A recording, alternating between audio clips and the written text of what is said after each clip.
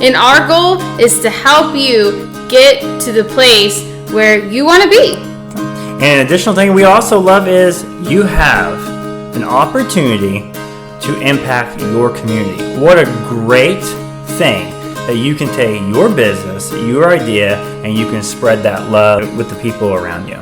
Hey, and welcome to today's podcast episode. Today, the word of choice is support. Do you have it? Do you need it? Do you want it?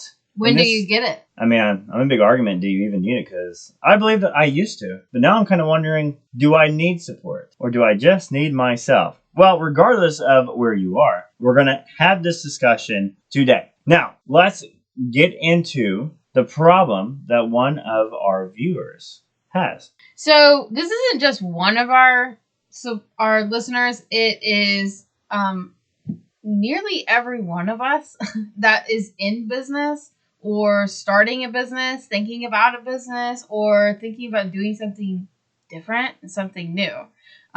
We hear this over and over and over again. And we all pretty much struggle with this at some point in time because we are trained to want to think that we need other people's support or approval. And so we do this by asking them so many questions and getting their opinions and telling them our ideas and wanting them to be our number one fan at all costs. And then we get disappointed when they don't do or say or think or react exactly the way we wanted them to. And then when we get disappointed, we start thinking, well, maybe this isn't right. Well, maybe this is wrong. Well, it could be successful if they just helped, said yes, bought from me, whatever it is. Let's unbox this. Here's the thing. We've seen it. We've experienced it. Here's where I see it most of the time. Business forums, not forums, but forums, Facebook groups. But I see people saying all the time, I've launched a new business and my family doesn't support me. And typically what they mean is they're not buying my stuff. Right, yeah. And I'm always like, first thought, is your family your ideal client? No, absolutely not. You did not launch this business probably to solve their issue, to serve them with whatever it is. So to expect that they're going to be, who support your entire business and makes you make enough money is just unrealistic. Right. It just feels nice. Yeah. I mean, if you're in business, you got to put your big girl, your big boy pants on and say, hey, I need to find my niche. I need to find my ideal clients. And that's who I need to be positioning myself in front of. That's the people I need to be taking my gift, my passion, and helping solve their problems. So when you say your ideal client, your niche, what are you talking about? What is that? Because I feel like sometimes in the very beginning we just think everybody. We're just gonna sell to everybody, like our aunts, our uncles, our cousins, the girl down the street, and their sister and their brother and their. What is this theory and this thing about your ideal client and your niche? So firstly, we want to focus on what is it that you have fun doing for a living. Like, we understand you got to make money, but let's focus on what you like doing for fun. It's your offer. It's what you provide for people, whether it's a product, a service, and it may not even be your business. It may be what you do at a place that you work, and you're really good at it and you absolutely love it. Your ideal client is the individual who has the problems of which you can solve. And that's the key. You're a problem solver. So let's say I am an artist and I paint canvas. Mm-hmm. Who has that problem? How do I even find who has that problem? Who has a problem? Oh, I'll tell you who has a problem. There is an individual who's been to every retail store and has seen every piece of artwork that has been made 100 to 1,000 times and sold across the country, and they've said to themselves, I do not want just a reproduced piece of artwork on my wall. I want something one of a kind and unique. That's your ideal client if you are an artist who paints on canvas. Okay, so as an artist, my ideal client isn't just everybody that has a home. No. My ideal client is somebody that values my original hand paintings. Right. And so in my marketing then, that's who I focus on? That's who you focus on. And you charge whatever you want. Oh, okay. Because so what you're telling me then is my ideal client is somebody that values original hand paintings. Then maybe my Aunt Sally that has absolutely no wall art up. She's a TJ Maxx fanatic for wall art. Right. She wants the secondhand deals. So she wants something cheap and just like basic for her bare walls. Right. So she's not my ideal client. No, she's not. But she can share a post. But that brings me up to another thing. People say, well, if you can't buy, can you at least share? Well, that's fine, but who are their friends they're sharing to? A bunch of other people who are going to go to Ross and TJ Maxx and Marshalls to buy secondhand wall art? Maybe not. Maybe not. It doesn't hurt to share. It doesn't hurt to like. It doesn't hurt to comment. Right. I agree. And that's a great way for your family to support you. And I think that's what they need. They need directions. Let's just be honest. We're all like children in essence. We have a childlike heart. And sometimes we need direction. How do you want us to support you, sweetheart? Right. Because we're not buying it because we're not interested in buying it. Right. But we're interested in you being successful. Right. And so I think that is one of the number one things we go into business and we think all of our friends and families are just going to show up and line up and they're going to be our number one purchaser. But what we say is support. We use the word support instead of purchaser. Right. Yeah. And it feels good. It does. It can give you confidence going forward and knowing like your family's got your back. They're going to support you. They want your dreams to come true.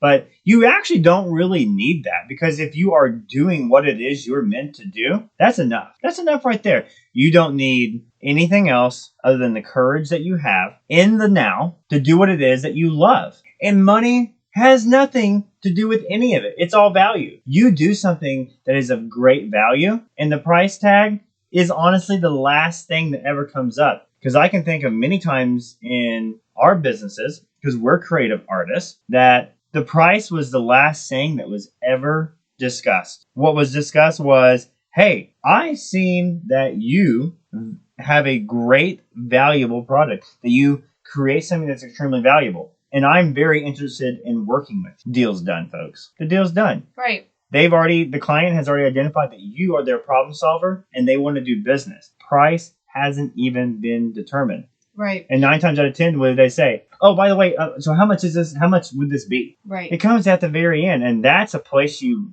really want to get to. Right. So when we first get into business, we have this misconception that support is really our family and friends being our purchasers. But that's actually the exact opposite of what we want. We want to start building a client base that is our niche because when we hit that person, the odds are they have friends that are also value art or whatever it is. They hang out with similar people of interest. So when you hit a person in your niche, they do something called word of mouth. Yeah. And at that point, your marketing is just rolling and it's so much easier.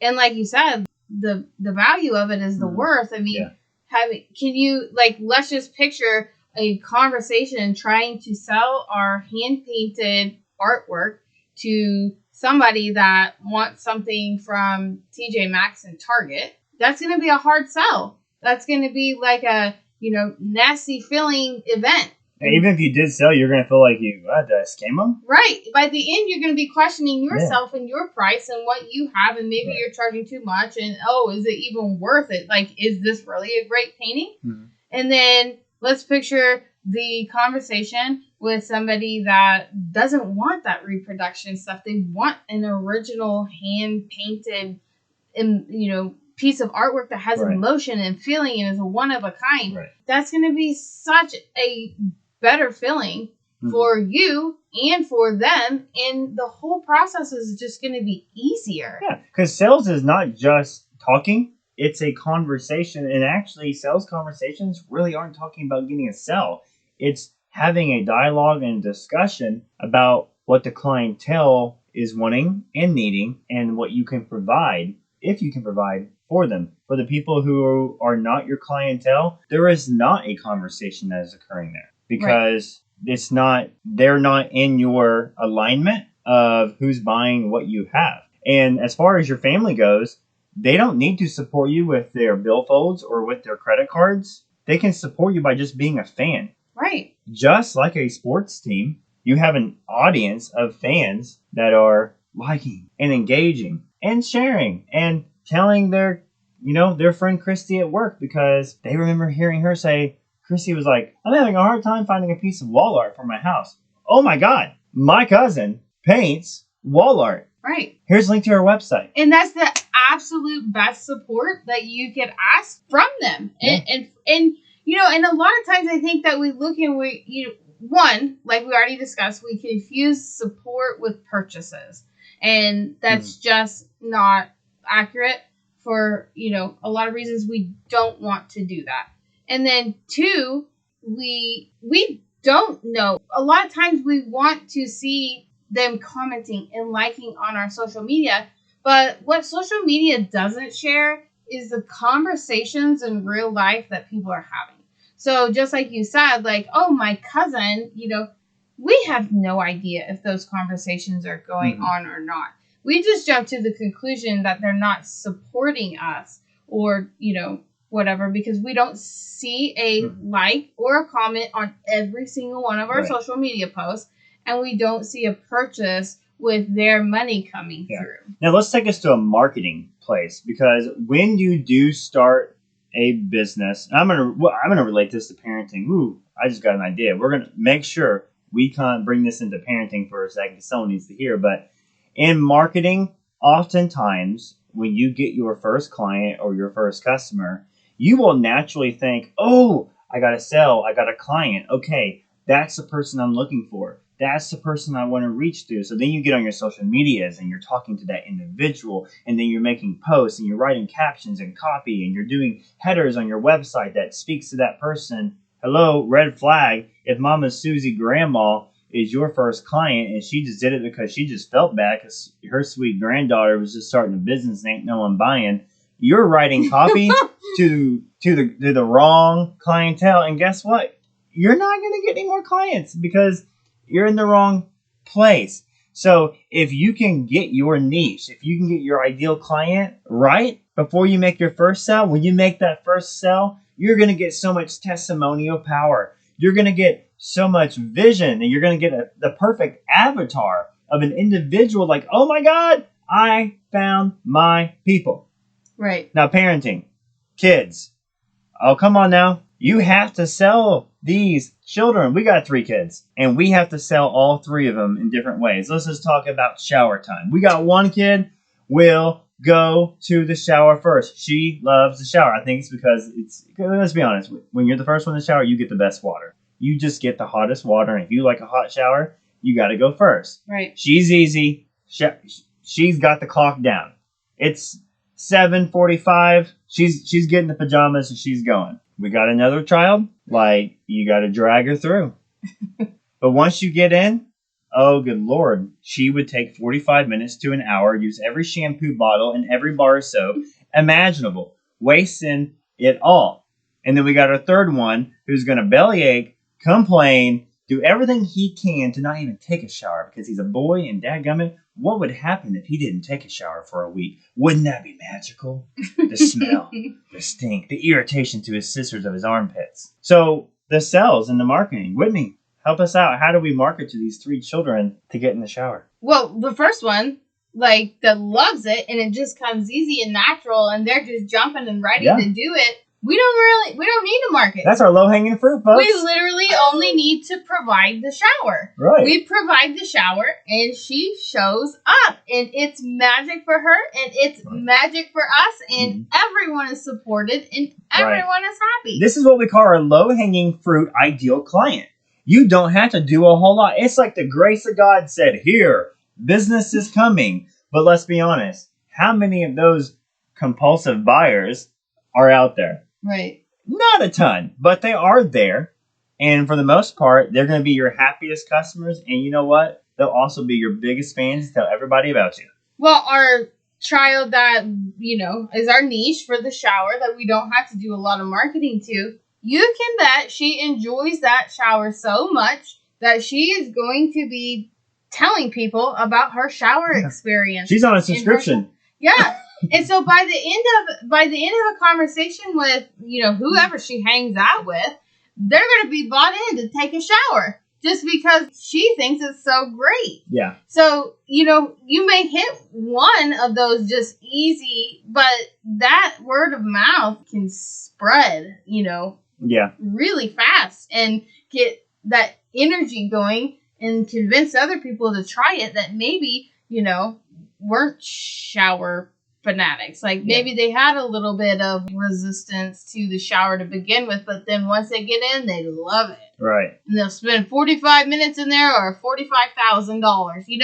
Right. You never know. Yeah. Like, we call these people our repeat customers. They're not going to subscribe to your monthly whatever, but when they have the problem, they're going to know exactly where to go. And you're going to get the phone call, the text message, the email, the purchase. Every once in a while, go, oh, yeah, I remember who this was.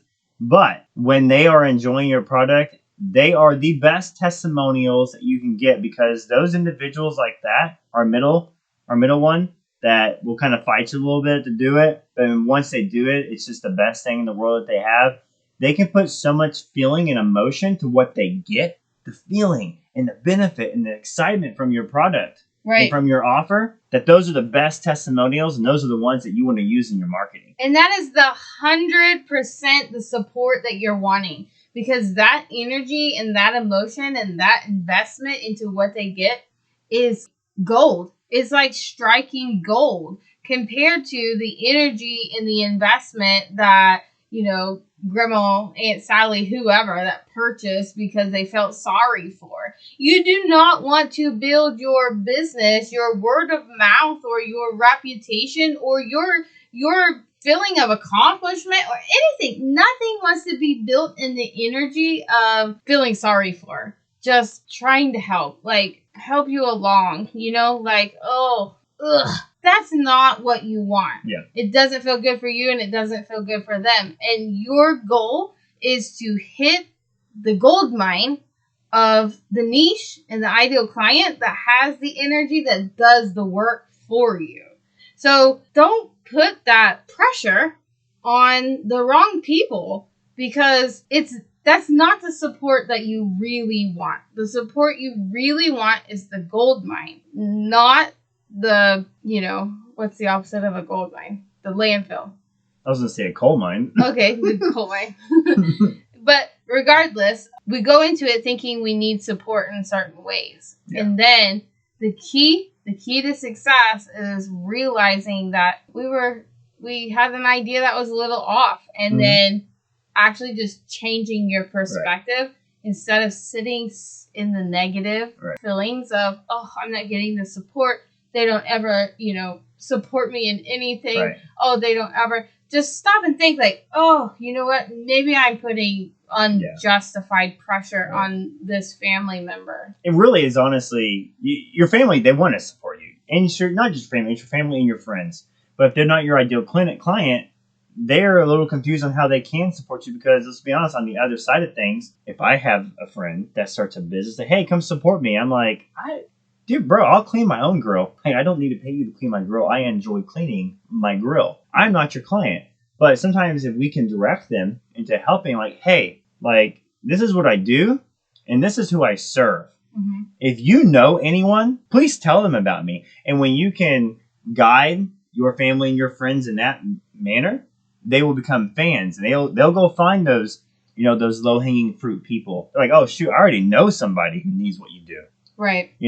Or they're like, oh, yeah, if I find someone. And then when they're just sitting in a spot, bam, the other person who comes in, right? That second person we talked about, our second child, they're like, oh, my gosh, I've been meaning to tell you, my cousin does this. And you've been looking for somebody, and they do this. Right. But let me connect you with them. And let's not forget, word of mouth advertising has the highest conversion rate. When someone says, oh, this is a good product, you are 10 times more likely to buy it than if you just see it scrolling. Now let's talk about our third child. Yeah. Because this one's a little bit difficult. And I want to, I can already see Whitney's eyes are like, oh yeah, I got this one. Yeah, I got But before I tell you this, don't think that this is not your ideal client. He is. Although he acts like he doesn't want to shower, he's looking for the right value. He's actually a great client. He's actually probably a high-paying client, but the marketing can't be done the traditional way that we market. You got to hit him differently. So, for me, my thought process about this is our son. With our third child is, I picture this scenario as that family member that is just like so negative about what you're doing and why you're doing it, and this is unrealistic and this is irresponsible, and like this isn't even gonna work. Like the negative Nancy. Hey, coming up and Nancy coming up with every excuse and comeback and argument, and just that feeling of absolute no support at all, and it just leaves you feeling frustrated, and everyone's tense, and no one even understands. And they always got a comeback, right? No matter what you say, you can lay every marketing tactic and technique outlined, and they'll have something to come back against it, right? And half of it actually sounds legit.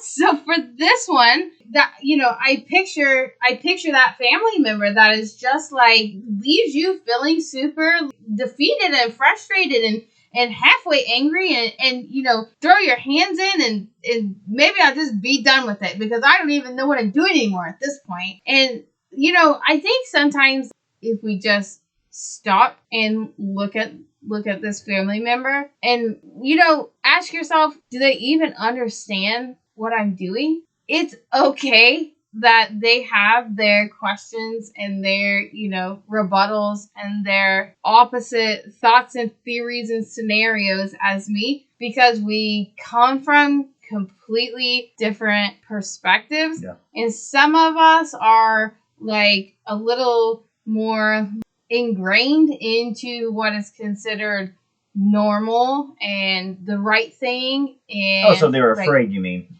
Yeah. Their filter of processing is just like a completely different one than yours. And so like what you're doing, they can't exactly get their brain to make sense of they want to be happy for you, but they're kind of like, I'm not really sure how I'm supposed to show emotion and be happy for you. This feels weird. Yeah, and so, or they just, they can't access like it at all. Like maybe from the outside, it's like, no, like you're wrong. They don't actually want to be happy for me. Right. They actually want me to fail. And really, they actually I can give you some juice for success. They actually are just processing or not processing on the same wavelength or the same, train. Basically, they're on this train and you're on that train. Neither train is right or neither train is wrong. Like they're just both right for each individual. So for our third son, for me, the train is like, you stink and you're dirty and you're gonna wash that body off. And his train is like, why do I need to wash that body off? Because I'm gonna go and I'm gonna get dirty again. So why do I need to do this right now at this specific time? Because you're telling me now is the time. I think the time is actually, and it seems like it's no, like you don't understand what I'm doing and what I'm saying. And he's like, no, you don't understand what I'm doing and what I'm saying. And we're both just on our own trains. Right. That is our own filtering thought process. Now, as a family member, just a little bit, always has a comment. Now, as this individual as being a clientele individual, because you will also have customers that are like this, these are good customers. They seem difficult, they seem hard-headed, and they seem stubborn. But the thing is these people know what they like and what they want, and they're not afraid to express themselves. Right. And so the way that you appeal to this and the way that I market to my son to take a shower is the following. Firstly, hey, I hear you. You said blank. I think that's extremely valid. What if I told you that the shower will keep you from stinking, that one of these days when you want a girlfriend, they'll actually talk to you? Not because they think you're cute, but because you don't stink like all the other boys. And then all of a sudden they're like, it's a value proposition. It is valuable to take a shower in my future. And in marketing, you will have customers like that. And they'll be your biggest ticket buyers because they see the value, but they first have got to unload their ego. Mm-hmm. They have to be able to express their concerns and the things that they see with this. Mm-hmm. But the minute that you can turn it and give them the value proposition of what you offer, they're a huge winner. Right. And so and sometimes like that is like, I hear you have a problem right now with your sisters being on your last nerve tonight. What if I told you that if you go get in the shower, no one's coming in and bothering you. No one's talking to you. No one's taking any of your toys. No one's telling you what you're going to watch on the TV for a good 10 minutes. And then they're like, yep, I'm in the shower. So sometimes, like, you can use that. Yeah. Like, what their problem is, like, what they're struggling with, use that at that moment. And that makes your marketing for every client so much better. That's a really great value proposition. Whenever the kids are bothering me, I'll just go take a shower, too. Yeah. That's a great idea. I like that. Yeah. I'm bought in. Well, good. I'm glad you're my ideal client for the shower. Well, we really know that you guys got some really great stuff and got some really great ideas. If you were definitely looking at identifying what your ideal client is and your niche, a little bit about marketing, and most importantly, if you were really trying to get the understanding of how you can get your family to become fans and to become supporters without using their pocketbooks, right, then we really hope that you got something out of that into solving that. Yeah, we hope that you feel a little bit more supported in your business and that you have a different perspective on how you can get support and where you can get it from. There's good support and there's bad support. And like, let's focus on the good support. Let's focus on how we can get the support that we're actually looking for instead of getting really frustrated and upset when we're not getting the support that we are looking for from the wrong people. Yeah. So your action steps in this for all you new entrepreneurs and rising stars in business, I want you to make sure that you write out an avatar, identify who your ideal client most likely is. You don't have to get it right. And for those of you that are in business currently, why don't you go ahead and do the same thing and write out who you believe your ideal client is and see if that aligns with who you've been marketing to. And then once you guys have that, get out there in the marketing game, get out there and put yourself and your vision out, and hey, bring that family along and be your fans too. All right. Well, until next week, we will see you later. Well, hey, creative friends, we hope you enjoyed today's episode and you go take action in your business. If you really enjoyed this episode, we hope that you definitely subscribe to us. And if you know some creative friends out there, go ahead and share to them. For next time, we'll be here, same time, same place.